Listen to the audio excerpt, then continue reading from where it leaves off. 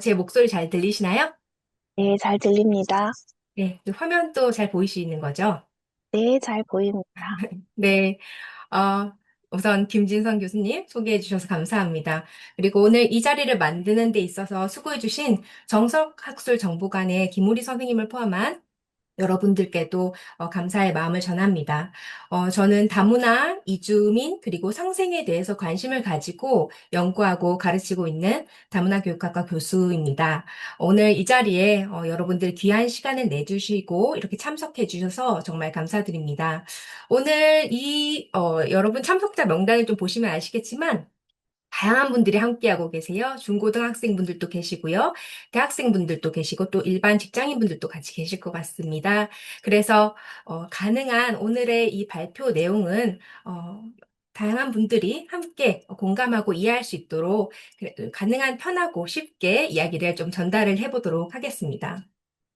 오늘의 제 발표 제목은 다문화 시대 미래를 준비하다이고요. 부제는 공존을 바탕으로 상생으로 나아가기입니다. 우선은 앞에 첫 파트는 앞에 파트는 공존에 대해서 좀 더 얘기를 해볼 것이고 뒤에 파트에서는 상생에 대해서 좀 초점을 맞춰서 한번 얘기를 해보도록 하겠습니다. 먼저 저에 대해서 소개를 좀 하는 것이 좋을 것 같아요. 저라는 사람에 대해서 이해하시면 좋을 것 같아서요.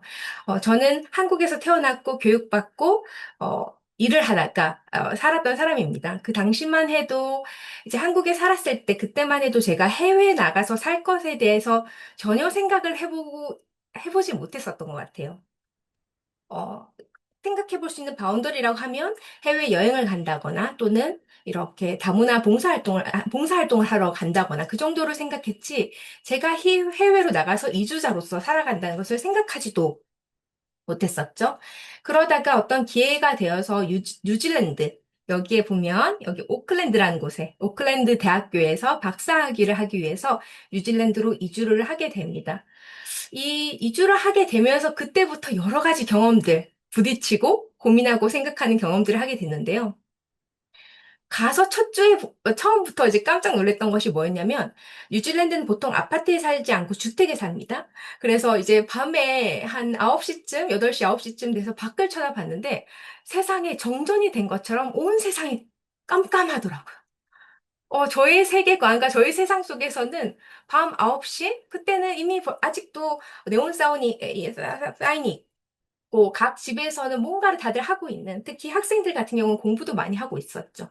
그런데 저녁 시간이 됐을 때 다들, 어, 이 껌껌해진 세계를 보면서 너무 의아해했었어요. 그리고 옆집에 살던 어떤 뉴질랜드 현지 분이 저희 집을 좀 구경하러 왔다가 이분이 너무 깜짝 놀라신 경험이 있었습니다. 이 이제 집을 돌아다녀 보다가 침실을 보더니 침실에 왜 책상이 있냐는 거예요. 그래서 제가 그걸 들으면서 침실에 왜 책상이 있으면 안 되냐고 이제 물었죠. 그랬더니 이분의 얘기가 뭐였냐면 뉴질랜드에서는 보통은 집은 쉼의 공간이다. 그러면서 그런 대화의 그런 경험을 통해서 쉼, 여가, 휴가 이런 것들 또한 우리가 정말 다르구나 이런 것들을 생각을 했던 거예요. 그런 경험도 있었고 또 한편으로 뉴질랜드는 다문화 다민족 사회입니다. 그래서 특히 오클랜드 같은 경우는 아시안 비중이 상당히 높아요. 그래서 제가 뉴질랜드에서 아시안으로 살았다고 했을 때 인종을 내가 인식을 한다거나 그럴 일들이 거의 없었어요. 워낙 다양했기 때문에.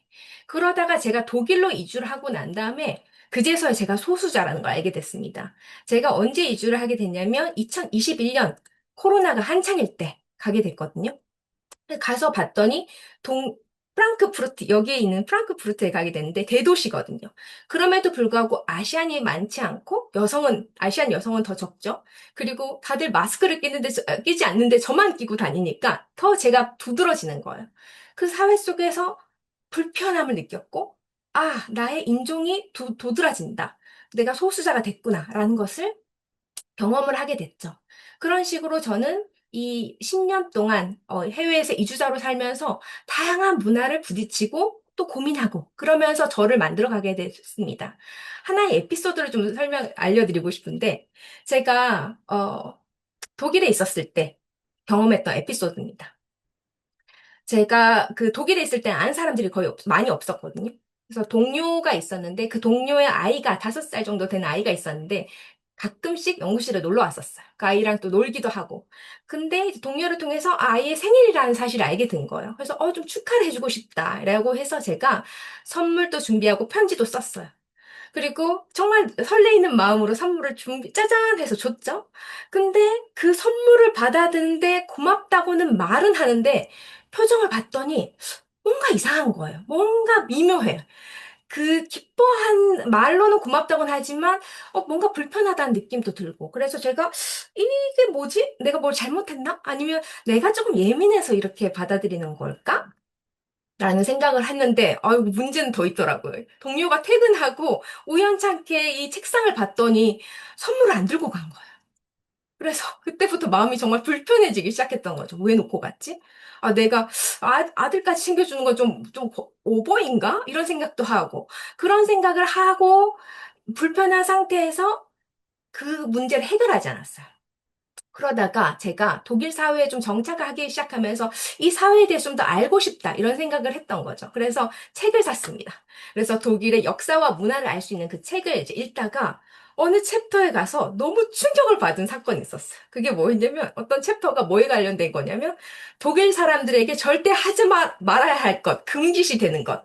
그것이 있었는데 그게 뭐였냐면 생일 전에 미리 축하하면 불행이 온다고 생각하는 거예요.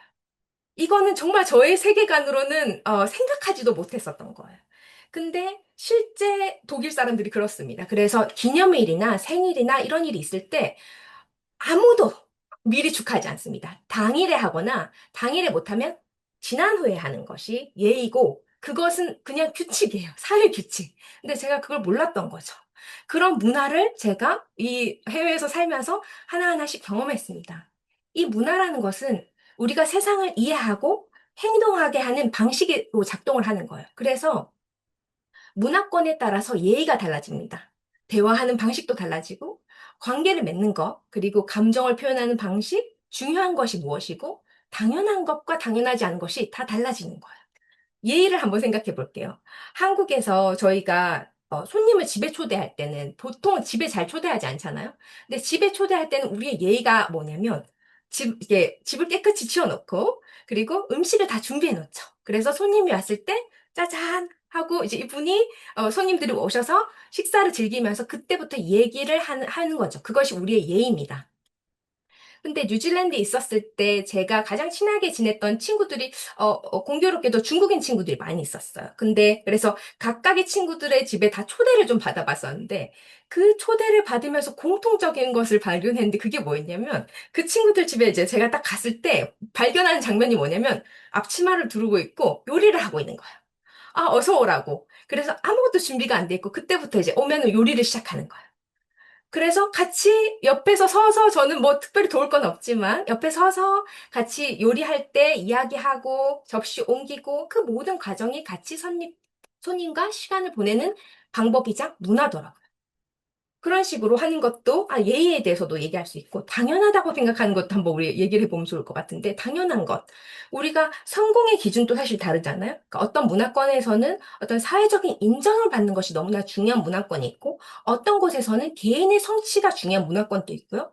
그리고 예를 들어서 현금, 예를 들어서 그러니까 우리 한국에서는 보통 우리가 이게 어, 어딜 나가든 카드나 아니면 핸드폰만 들고 나가면 되잖아요. 그런데 그런 것이 저에게 당연했다가 독일로 갔더니 정말로 대부분의 사람들이 현금으로 결제를 합니다. 그래서 어떤 작은 카페 같을 때는 같은 곳에서는 여러 개 카드는 아예 받지 않는 것도 있고요. 당연한 것은 없습니다. 문화에서 우리에게 당연한 것이 상대방에겐 당연하지 않을 수도 있고 또 반대도 마찬가지가 될 수 있죠. 그런 것처럼 문화라는 것은 우리가 이 세상을 어떻게 이해하고 받아들일 수 있을지 해석할 수 있는 프레임이 될 수 있습니다. 렌즈가 되는 거죠. 이 사진에서 보여주는 것처럼 이 렌즈, 어떤 렌즈를 끼느냐에 따라서 우리가 보는 것이 달라지는 겁니다. 어떤 사람에게 보이는 것이 어떤 사람에게는 보이지 않을 수 있고, 어떤 사람에게 너무 잘 보이는 것이 어떤 사람한테 흐릿하게 보일 수도 있는 거예요. 어떤 사람은 세모 프레임을 가지고 있는 사람이 별표의 프레임을 가지고 있는 사람과 만났을 때 부딪힐 수밖에 없는 거예요. 왜? 프레임이 다르기 때문에요. 그래서 다른 문화를 이해한다는 것은 마치 비유하자면 내 눈에 익숙하지 않은 새로운 안경을 끼는 것과 비슷하다고 저는 생각을 해요. 그래서 저도 불편함을 느꼈고, 그래서 많은 경우 도전이 됐던 것 같아요. 이런 새로운 문화를 경험을 하면서요. 그런데 이런 우리가 전제로 받아들여야 할 것은 우리 사회는 이미 다문화에 기반해 있습니다. 우리가 살고 있는 삶은 그냥 하나의 커뮤니티가 아니라 세계 공동체로서 이미 살고 있어요. 예전에는 우리가 남반구에서 북반구로 가고 싶으면 한 달을 배를 타고 뭐 한 달 넘게 이렇게 배를 타고 갔을 거 아니에요? 그런데 교통의 발달로 인해서 이제는 하루면 길어도 이틀이면 갑니다. 그죠? 그렇기 때문에 예전에는 없었던 단어가 지구촌, 지구가 하나의 그 마을이 되는 거죠. 그런 개념이 만들어지고 통신의 발달, IT 기술의 발달과 소셜 미디어, 그리고 넷플릭스나 유튜브 같은 글로벌 플랫폼을 통해서 사람들이 현재 생산되는 문화를 실시간으로 접하고 있어요. 세계 각국에서 만들어내고 있는 문화가 엄청나게 빠른 속도로 상호 교류하고 있고 섞이고 있고 그것들을 계속 이게 소비하고 있습니다. 그런 세계화 시대 속에 우리가 살고 있어요. 그렇기 때문에 우리가 세계화 시대를 선택하고 말고와 상관없이 이미 우리는 세계의 사람들과 함께 살아가고 공존해야 하는 법을 배워야 하는 시대에 살고 있고요. 그리고 우리는 다른 나라, 다른 문화권에 있는 사람들과 때로는 협력할 줄 알아야고요. 때로는 경쟁해야 할 필요도 있고, 때로는 공존하는 법을 배워야 하기도 합니다. 세계화 시대에서 조금 좁혀서 한번 얘기를 해볼게요. 우리는 다문화 이주 사회에 살고 있다고 저는 생각을 하는데 이 용어는 이주로 인해서 이주민들이 계속적으로 들어오는 거예요. 그러다 보니까 사회가 지속적으로 사회나 문화가 변동되는 이런 사회를 다문화 이주 사회로 명명하고자 합니다. 그리고 이 사회 속에서 살고 있는 사람들은 과거에 이주자로 살았을 수도 있고요. 또는 현재 이주민으로서 지금 살고 있는 경우도 있고요. 지금 아직까지 한 번도 이주를 해보지 않았지만 향후 미래에 어느 시점에 어떤 기회가 돼서 이주자가 될 수도 있습니다. 그렇게 이주민들이 들어오고 나가고 이런 사회 속에서 이질적인 문화들은 부딪힐 수밖에 없어요.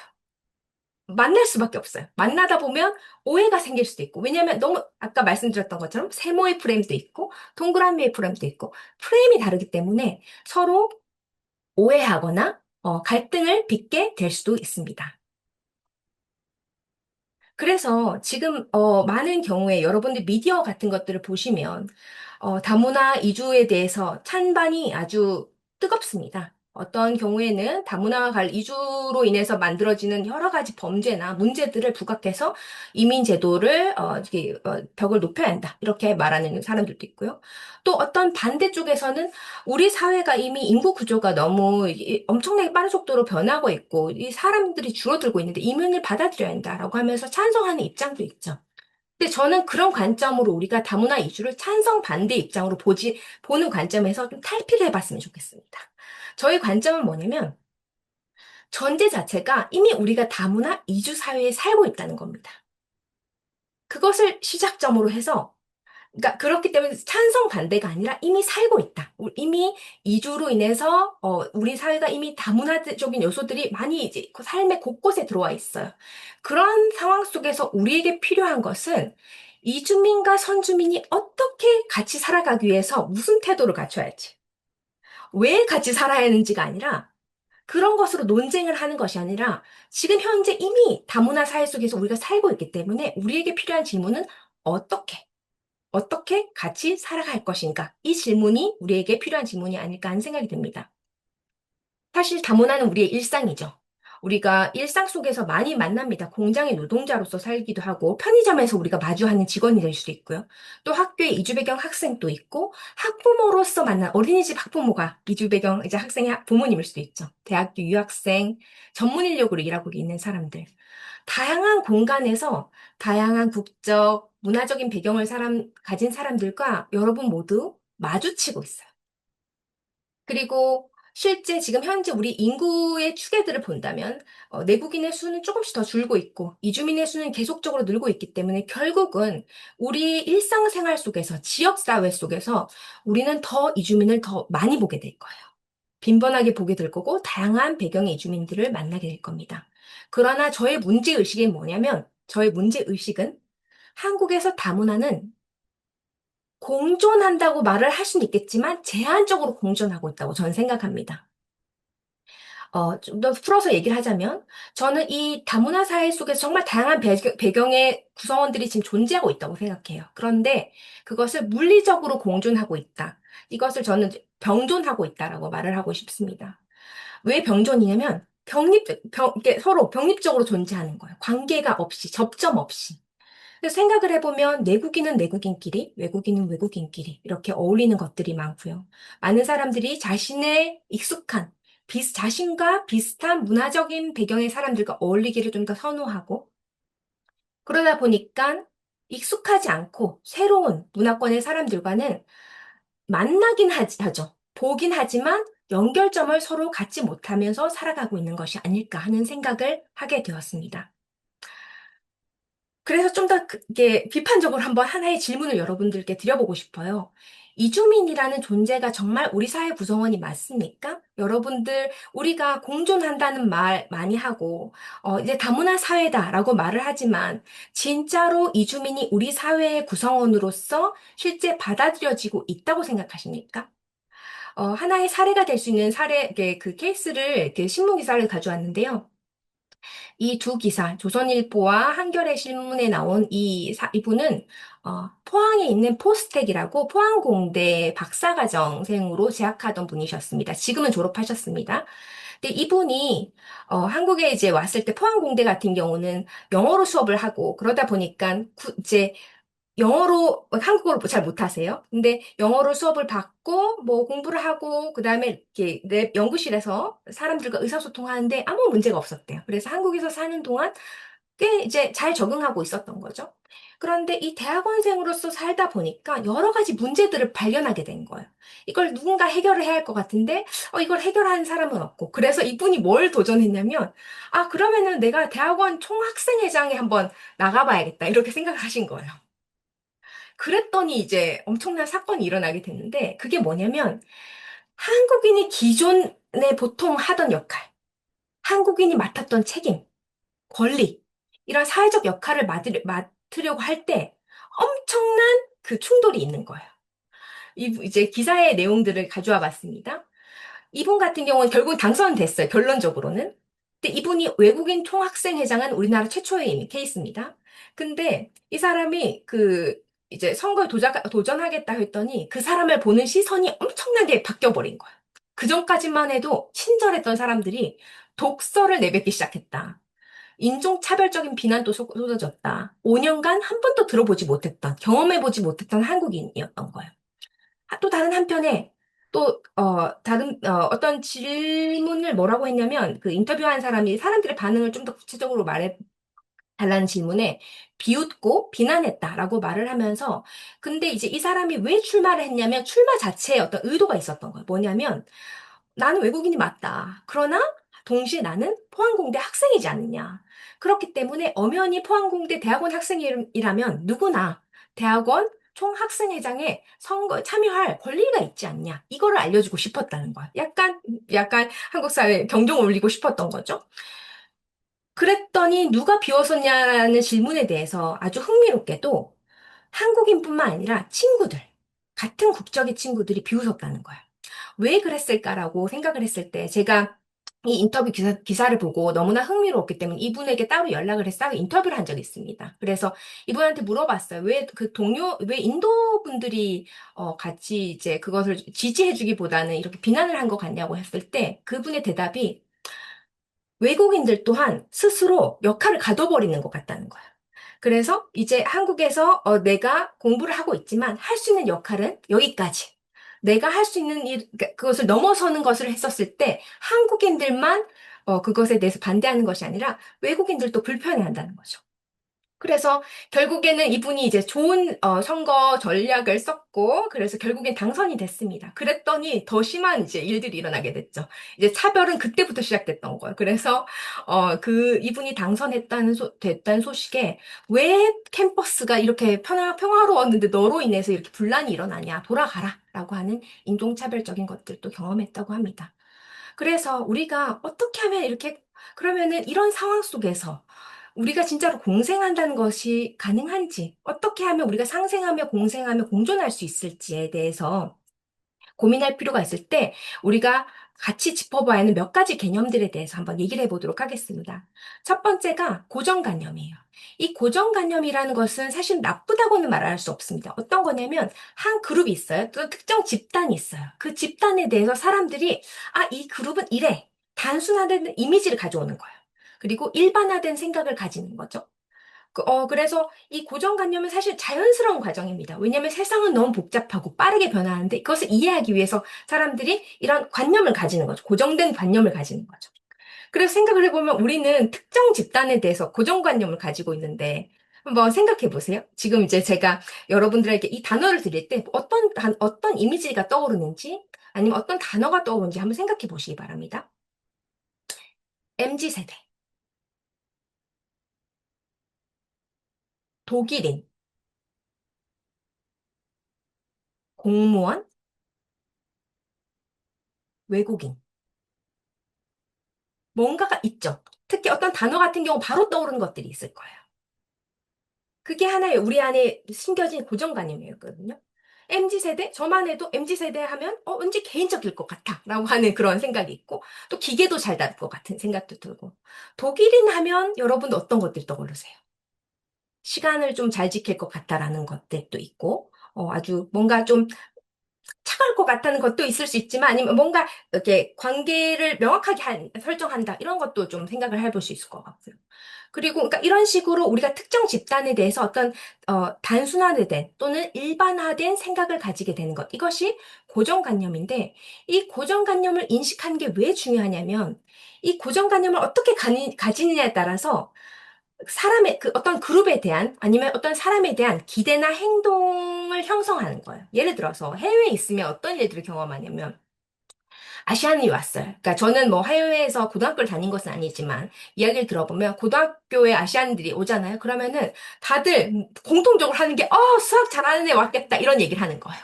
그냥 그게 하나의 디폴트인 거야. 아시안 수학 잘할 것이지. 이런 게 있는 거예요. 근데 그걸 학생들만 가지느냐? 아니에요. 선생님들도. 그러면 이제 이게 선생님도 이 학생은 수학을 잘하겠지. 거기에 맞게 기대를 하는 거죠. 그런 식으로 고정관념을 가지게 되면 특정 그룹에 대해서는 그렇게 우호적으로 할 수 있겠지만 또 다른 그룹에게는 그렇지 않을 수가 있겠죠. 또 고정관념을 가지는 것이 그 고정관념을 내가 가지고 있다는 것을 인식하는 것이 왜 중요하냐면 그게 인식하지 않으면 한 개인에 대해서 제대로 이해할 수가 없어요. 사실은 우리가 이게 고정관념이라는 것이 아주 다양한 집단을 하나의 그렇게 이렇게 특징으로 뽑아낸 거잖아요. 그러니까 그게 전체가 될 수 없어요. 그런데 이 고정관념을 계속 가지고 살다 보면 각 개인이 가지고 있는 특징, 정말 다양한 맥락, 이런 것들을 이해할 수 없거나 방해할 수 있습니다. 그리고 다음 장에서 좀 더 얘기를 하겠지만 이것이 고정관념은 편견과 차별로 이어질 수 있습니다. 이 편견이라는 것은 이제부터 좀 집중해서 들어보시면 좋을 것 같은데 이 편견이라는 것은 어떤 그룹에 대해서 부정적인 감정이나 또는 어떤 한쪽으로 치우친 가치 판단을 내리는 거예요. 그 예를 한번 좀 들어보도록 할게요. 고정관념 같은 경우는 좀 나이 드신 분들 같은 경우는 스마트폰 사용이 어려울 수 있다. 이거는 뭐 가치 판단이 없죠.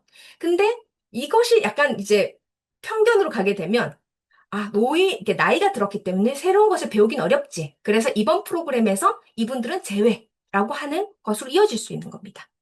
또 외국인들은 한국어가 서툴 수 있다. 그럴 수 있죠.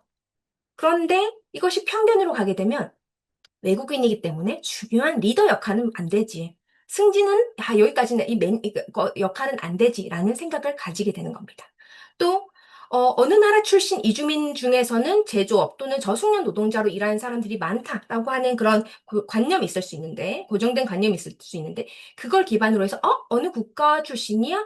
거기에 저숙련 노동자가 많은데 그러면 그러니까 거의 교육을 못 받았겠다라고 생각하는 그것 또한 편견이 될 수 있습니다.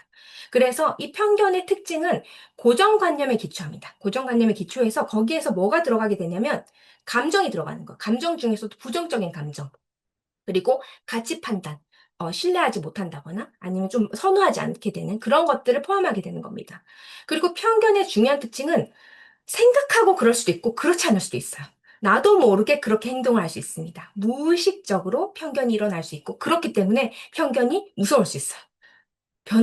쉽게 변하지 않기 때문에요.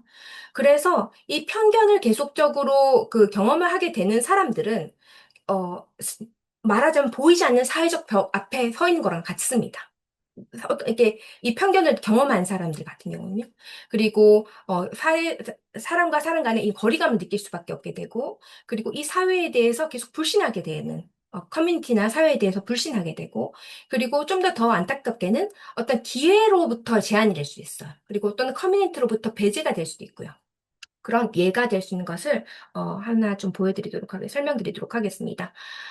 제가 인터뷰했던 분 중에서 이분은 스리랑카 분이시고 엔지니어 분이세요. 근데 이분이 이제 엔지니어로서 일을 하는데 매니저급까지 하신 분이시거든요. 근데 이분이 무슨 일을 경험하냐면 계속적으로 이분의 전문성에 대해서 사람들이 질문하기 시작하는 거예요. 뭐냐면, 당신이 이런 일을 할 수 있냐? 매니저가 될 수 있냐라고 하는 질문을 하는 거죠. 한 케이스로 이분이 이제 박람회에서 이 기계에 대해서 설명을 하고 이제 사람들한테 이렇게 명함을 나눠주는 거예요. 그리고 난 다음에 이제 사람들이 묻는 거죠. 어느 나라에서 오셨냐? 그럼 스리랑카에서 왔다라고 하면 사람들이 이렇게 말한다는 거예요. 놀라면서 칭찬의 의미로 이렇게 얘기를 한다는 거예요. 스리랑카 사람인데 어떻게 이런 일을 할 수 있냐? 그러니까 정말 매니저가 맞냐라고 하면서 이제 대단하시다라고 말을 하지만 이분에게 있어서는 자신의 전문성이 마치 자신의 외모로 인해서 평가절하받고 이런 편견을 경험하는 것을 일상의 일의 공간에서 경험을 하게 됩니다. 이 편견이 왜 위험할 수 있냐면 이것은 편견에서 그치지 않아요. 편견은 차별로 이어질 수 있습니다. 특정 집단에 대한 편견이 행동으로 나타나면 차별이 됩니다. 그래서 어떤 자신의 가진 이주민의 백그라운드, 민족이 될 수도 있고요. 또는 그것이 성별이 될 수도 있고 피부색이 될 수도 있는데 이런 것을 기준으로 인해서 불공정이나 불평등하게 대우받는 것, 이것을 차별이라고 할 수 있습니다. 이 차별이라는 것이 좀 명확하게 나타날 수도 있지만 일상에서도 약간 보이게 보이지 않게 드러날 수 있어요. 예를 들어서 능력이 있어요. 같은 능력이 있어도 국적이 뭐냐에 따라서 미국인인지 어느 나라 사람인지 또는 피부색이 어떤지에 따라서 종교가 어떤지 성별에 따라서 기회가 달라지는 거죠. 아까 제가 바로 앞에서 보여드렸던 그 엔지니어셨던 분 있죠.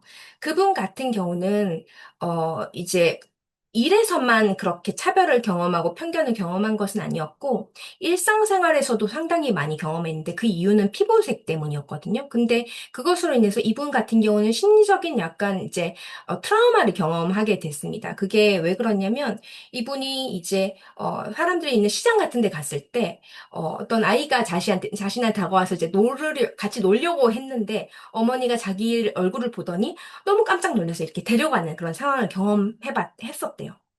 그런 상황들이 한두 번이 아니었다는 거예요. 그런 일들이 겹치고 겹치고, 그리고 한 번은 자신이 이제 차를 운전하고 주차를 하고 나왔더니 어떤 할아버지께서 아주 이제 자신에게 다가오더니, 이런 질문을 했다는 거예요. 아, 외국인이 한국에서 운전할 수 있는 게 맞아요? 라고 하면서, 이 차가 당신 것 맞습니까? 이런 질문을 했다는 거예요.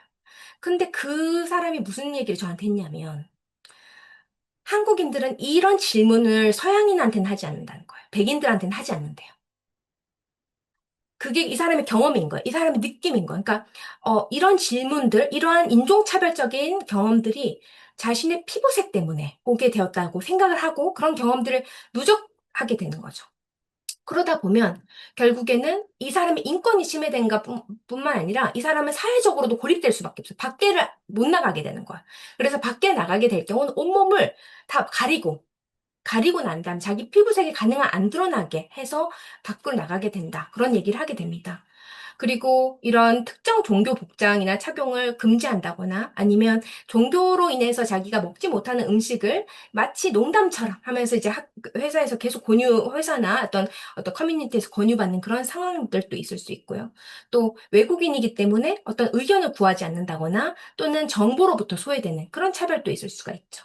이런 차별을 겪게 됐을 때 결국에는 사회가 통합이 될 수가 없는 겁니다. 이주민 같은 경우는 계속적으로 이주민도 자기의 문화가 있을 거 아니에요. 자기 세무 문화든 무슨 문화가 있을 거 아니에요. 그래서 그걸 어떻게 맞춰보려고 하는데 계속적으로 이런 불신과 차별 이런 것들을 경험하다 보면 결국에는 이 사회에 대해서 불신하게 되고 결국에 이 사회에 대해서 어, 긍정적인 마음으로 사회 구성원으로서 기능하기가 어렵게 되는 것이 아닐까 하는 생각이 듭니다.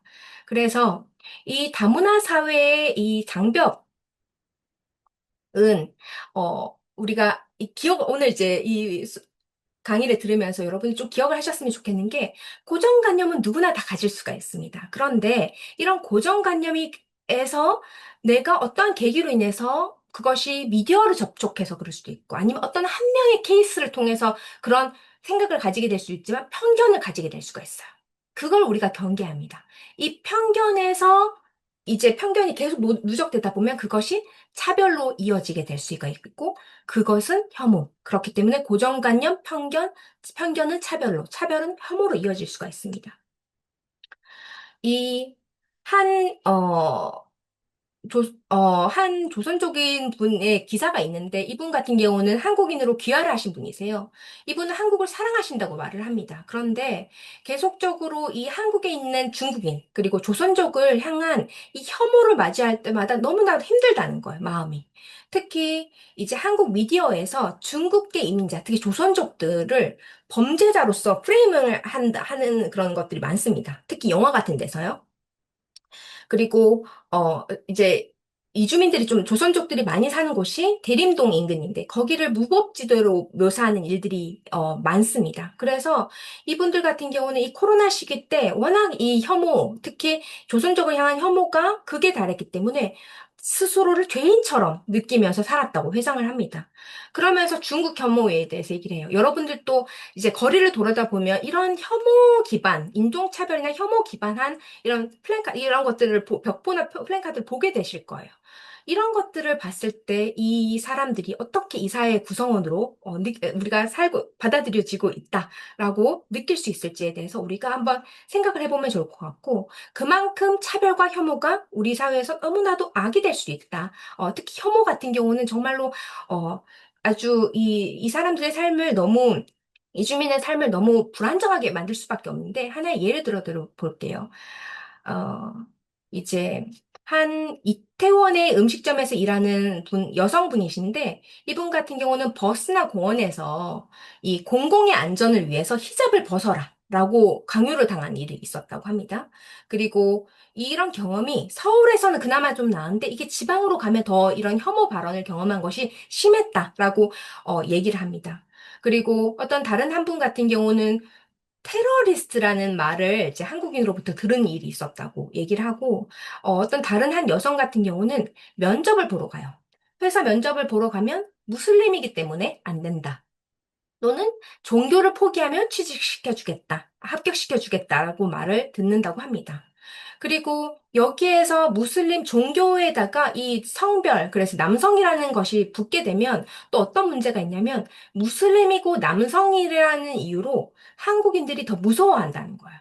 그래서 이제 가까이 오지 말라라는 이런 얘기를 듣기도 하고 왜 테러를 이렇게 저지르냐 이런 식으로 따지는 사람들도 이제 경험을 하게 되었다고 말을 합니다. 이런 식으로 우리가 이 다문화 사회를 살고 있다고는 하지만 실제 우리는 사회 속에 살고 있어요. 그럼에도 불구하고 이런 편견, 차별, 혐오와 같은 장벽들을 마주하고 있습니다. 그러면 우리는 어떻게 공존하고 상생하는 사회를 만들 수 있을지에 대해서 저도 고민했던 것에 대해서 좀 얘기를 해보려고 하는데, 이 편견을 없애기 위한 방안으로 편견을 줄이는 첫걸음으로 한번 생각해 봤던 것이 나를 돌아보는 것. 이라고 저는 생각을 했습니다. 우선은 다양한 문화의 사람들을 만나게 됐을 때 기본적으로 부딪힐 때 우리가 자연스럽게 생각하게 되는 것이 무엇이냐면 왜 저렇게 행동하지? 매너가 없다. 아니면 이상하다. 이런 식으로 즉각적인 반응을 하게 될 수 있어요. 그러나 오늘 이 강의를 들으신 분들은 나중에 어떤 상황 속에서 오해를 하거나 아니면 좀 불편한 상황이 있었을 때 판단을 바로 하는 것을 멈춰보시고 어, 어떤 혹시 그 문화적인 배경, 어떤 프레임으로 보고 있길래 지금 이렇게 하는 것일까? 내가 모르는 맥락이 있는 것은 아닐까? 마치 제가 이 책상 위에 남겨진, 이 선물을 보면서, 내가 왜, 이렇게 이 친구를 오해할 수도 있었죠. 매너가 없다고 느낄 수도 있었고, 아주, 그렇게 여러 가지 오해할 수 있는 소지가 많이 있었죠. 그러나, 그것에 대해서 책을 통해서 다시 이해하게 됐고, 그리고 난 다음에 나중에 그 친구를 다시 얘기를 했었어요. 그때 사실은, 내가 나중에 이런 것을 알게 됐다 이랬더니, 그것을 이제 기억하면서 맞다. 우리 독일인들은, 먼저 이렇게 축하를 보통 하지 않는다. 이제 이렇게 하면서 서로 잘 마무리를 할 수 있었거든요. 그래서 다문화 사회 속에서 우리가 공존하기 위해서 가장 중요한 첫 번째 발걸음은, 다양한 발걸음이 있겠지만 첫 번째 발걸음은 나를 돌아보는 것. 내 시선, 내 관점을 돌아보는 것입니다. 내가 뭐가 당연하다고 생각하는 사람인지, 나의 삶의 그런 틀을 좀 보는 거죠. 그리고 내가 어떤 상황 속에서 어떤 사람들을 좀 낯설다고 느끼는지 나를 이해하는 거죠. 그리고 내가 어떤 사람들을 만나기로 했어요. 만날 거예요. 그런데 그런 사람에 대해서 특히 이제 나의 문화권과 다른 곳에서 온 사람에 대해서 미리 판단하는 것은 없는지, 고정관념을 가지고 이 사람들을 만나진 않는지, 어쩌면 편견이 있는 것은 아닌지, 그런 것들을 돌아보는 것이 필요합니다. 그리고 어떤 사람들을 만났을 때 불편함을 느꼈다면, 왜 그랬지? 내가 그때 왜 불편함을 느꼈는지를 한번 적어보시는 것도 좋을 것 같습니다. 그런 식으로 나를 돌아보는 것, 그것이 공존의 첫 걸음이 될 수 있을 거라고 생각하고, 사실은 저는 이 편견이라는 것은 멀 때 생기는 것 같아요. 우리가 어떤 그룹, 어떤 사람에 대해서 편견을 가지는 것은 잘 만나보지 않았거나 아니면 이야기를 제대로 해보지 않았거나 경험을 직접적으로 해보지 않았거나 아니면 들어본 거 누구한테 누가 그랬다더라 아니면 한 번의 경험 또는 미디어 이런 인터넷에서 이렇게 떠도는 것들 그런 것들을 통해서 간접적으로 알게 경험하면서 편견을 가지게 되는 것이 아닐까. 그래서 저는 편견은 먼 거리에서 생긴다고 생각하고 그런 의미에서 이해는 관계에서 생긴다고 생각합니다. 저는 이 관계라고 하는 것이 사실은 우리가 아주 간단하게 할 수 있다고 생각해요. 같이 활동을 하는 겁니다. 함께 식사하는 거예요. 함께 이야기하는 겁니다.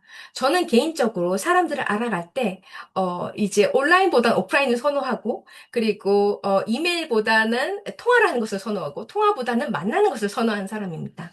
왜냐하면 그렇게 만났을 때 그 사람의 눈빛과 그 사람의 행동, 그 사람의 전체적인 것을 보면서 그 사람을 더 깊이 이해할 수 있고, 또 같이 음식을 나눠 먹으면서 다양한 이야기들을 할 수 있는 조건 자체가 사람과 사람이 직접 만나는 것이라고 생각하거든요.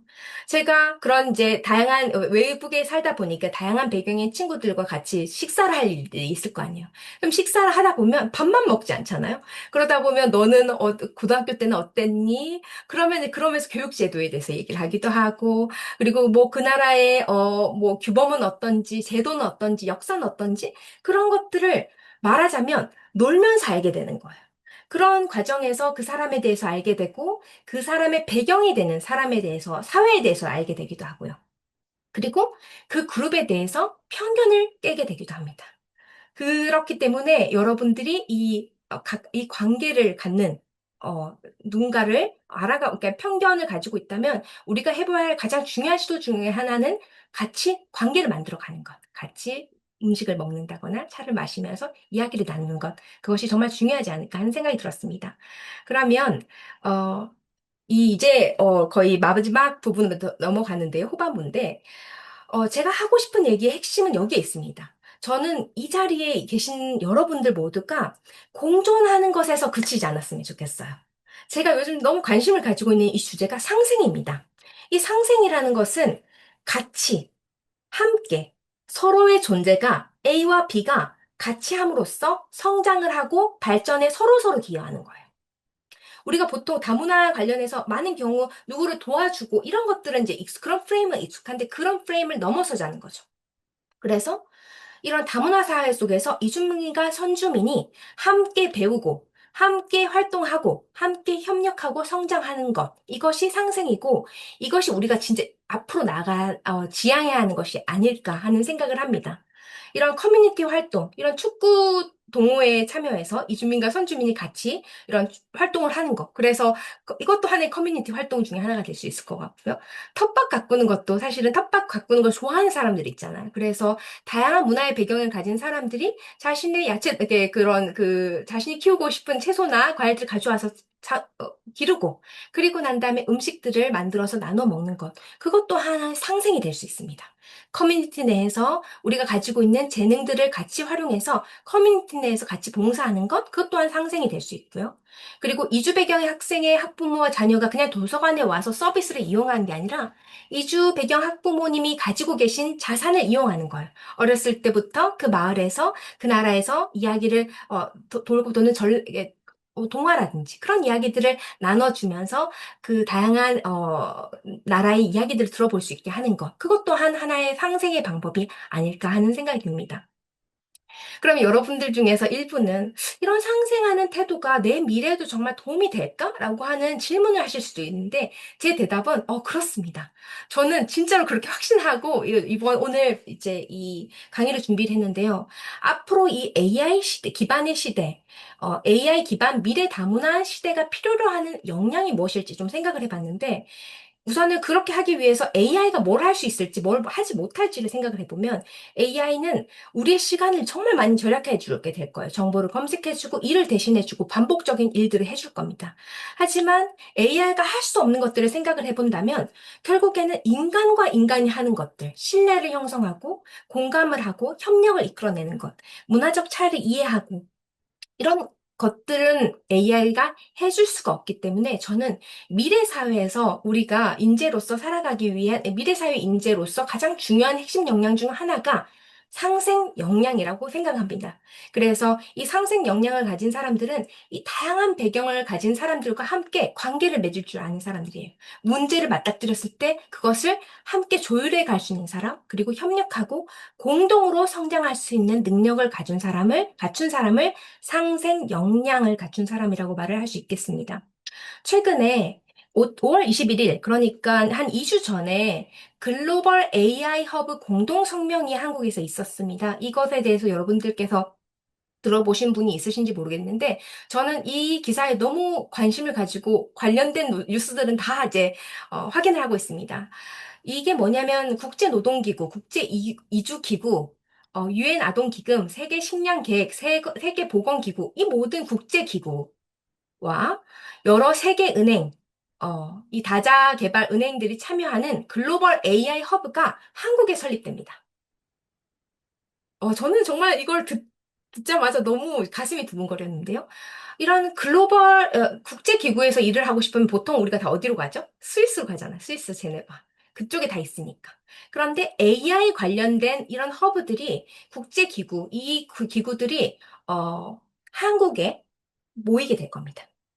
그래서 이 범지구적 AI 협력을 하고 연계하는 체계를 구축하기로 했고, 그래서 제가 이제 생각하는 것은, 이건 저의 해석입니다. 그러면 결국에는 이런 허브가 만들어지면 한국에서도 일을 할 수 있는 인재들을 채용하지 않을까 하는 생각을 당연히 하게 됐고, 여러분들 생각을 한번 지금 이 강의를 듣고 계신 분들 중에 특히 중고등학생들 같은 경우, 이런 국제기구에서 일을 한다는 건 정말 꿈만 같은 일이잖아요. 그쵸?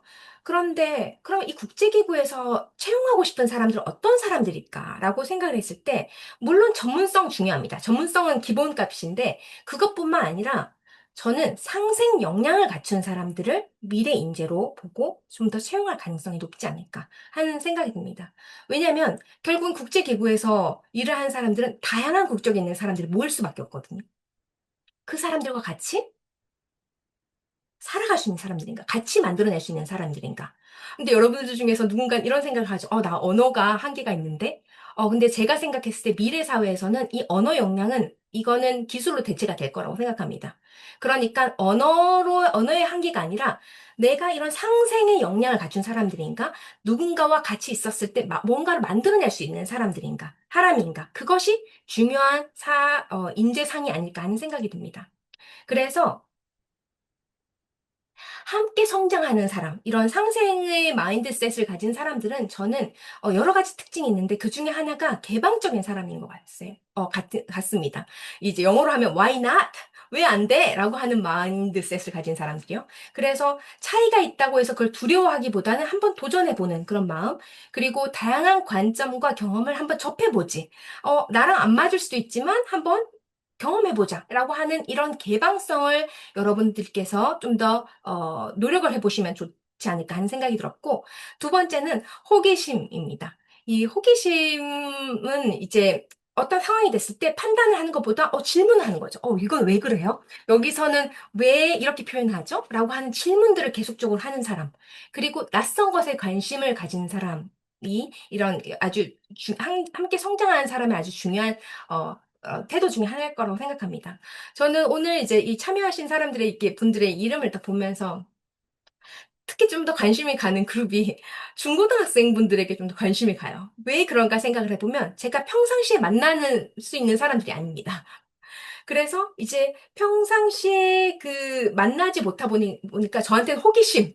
이분들은 지금 무슨 고민을 하고 있으며 제 강연을 들으면 어떤 생각을 했고 어떤 것들을 더 알고 싶을까? 이런 것들에 대한 궁금함이 있어요. 그래서 약간만 이제 알려드리자면 제가 이 슬라이드 끝에 제 이메일을 넣어 놓을 텐데 여러분들께서 혹시 이제 이 강연을 들으시고 난 다음에 혹시 더 궁금하신 것이 있다면 아니면 저와 좀 더 대화를 나눠보고 싶다 하시면은 그 호기심을 꼭 실현해 보시기 바랍니다. 연락해 보시고, 그래서 이런 이 호기심의 태도로, 그래서 그리고 호기심과 개방성의 태도로 여러분들이 살아보셨으면 좋겠다는 마음이 있습니다. 그리고 정말 중요한 것이 관계성이에요. 저는 이것을 너무나 중요하게 생각하는 사람인데요. 이런 관계성을 가진 사람들은 사람을 연결해 줍니다. 주변에 그런 사람들 떠오르시죠? 몇몇 있습니다. 그 사람을 연결해주고 계속적으로 관계를 만들어주는 사람, 그리고 관계 속에서도 계속 배우거나 협력할 수 있는 기회를 만드는 것이 아주 중요하고, 무엇보다 중요한 것은 저는 이 포인트 같습니다. 사람을 뭔가를 수단으로 삼는 것이 아니라 사람을 좋아하고, 그래서 사람을 관계의 대상으로 만나는 사람들, 이런 사람들은 이런 자질을 가지신 분들, 개방성, 열려있는 마음, 호기심, 궁금해하는 마음, 관계성, 사람을 소중히 여기는 마음, 이런 것을 갖춘 사람들이 함께 성장하는 사람, 상생의 역량을 가지신 분이고, 미래에서 아주 중요하게 받아들여지는 미래의 인재가 되지 않을까 하는 생각이 듭니다.